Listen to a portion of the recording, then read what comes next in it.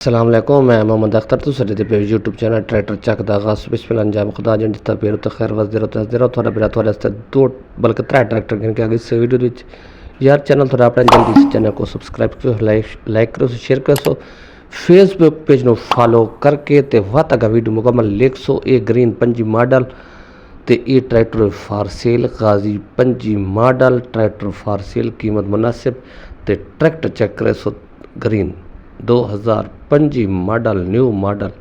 बाकी ये देखनो कंडीशन इस ट्रैक्टर दी थोड़े सामने सोना दा सरदार ट्रैक्टर इंजन गियर सीधा पूरा ट्रैक्टर। ये ट्रैक्टर तस्वीर चेक करो, इसकी कीमत 25 लाख इसकी कीमत। बाकी ये छोटा फीएट वी मॉडल गिन के आ गया, ये वी मॉडल छोटा फीएट साफ सुथरा अच्छी कंडीशन पूरा ट्रैक्टर 16 ने वी मॉडल ते साफ सुथरी अच्छी कंडीशन दे विच ट्रैक्टर तुसा चेक करो, बिल्कुल न्यू ट्रैक्टर है, अच्छा ट्रैक्टर है। ये भी फॉर सेल है ते मीटर चेक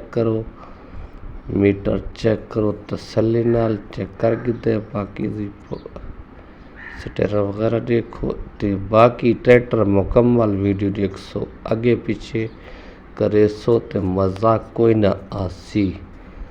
बाकी टायरां तक रिमां तक सब कुछ ट्रैक्टर दा पूरा कल है। ये ट्रैक्टर ना कोई बहाने ना त्रुटे ना कोई विच शावर है, बिल्कुल पूरा ट्रैक्टर यार इतना साफ ट्रैक्टर मैं नहीं वेख्या। वी मॉडल हो के अच्छी कंडीशन दे विच ये फॉर सेल।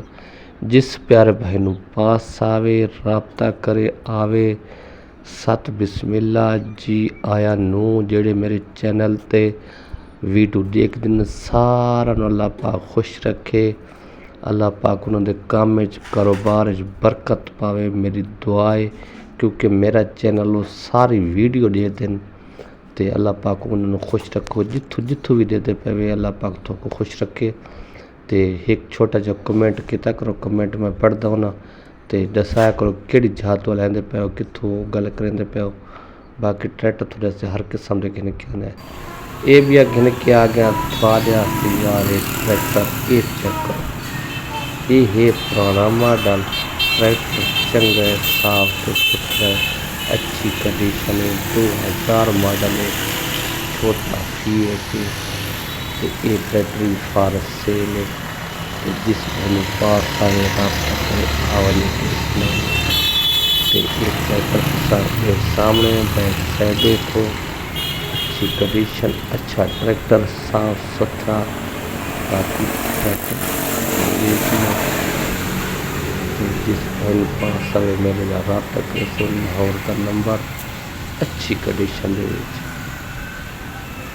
बाकी नंबर लगे हुए ट्रैक्टर की कीमत वगैरह सब कुछ इस वीडियो मिल गई सी। वीडियो मुकम्मल 100 तक मजा करे सी।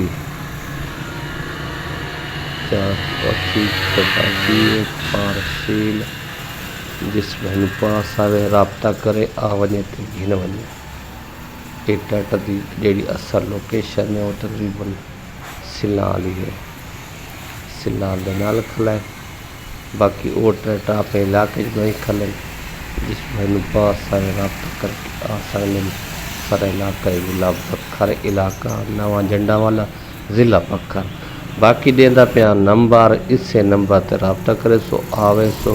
अल्लाह हाफिज़, खुश रहो।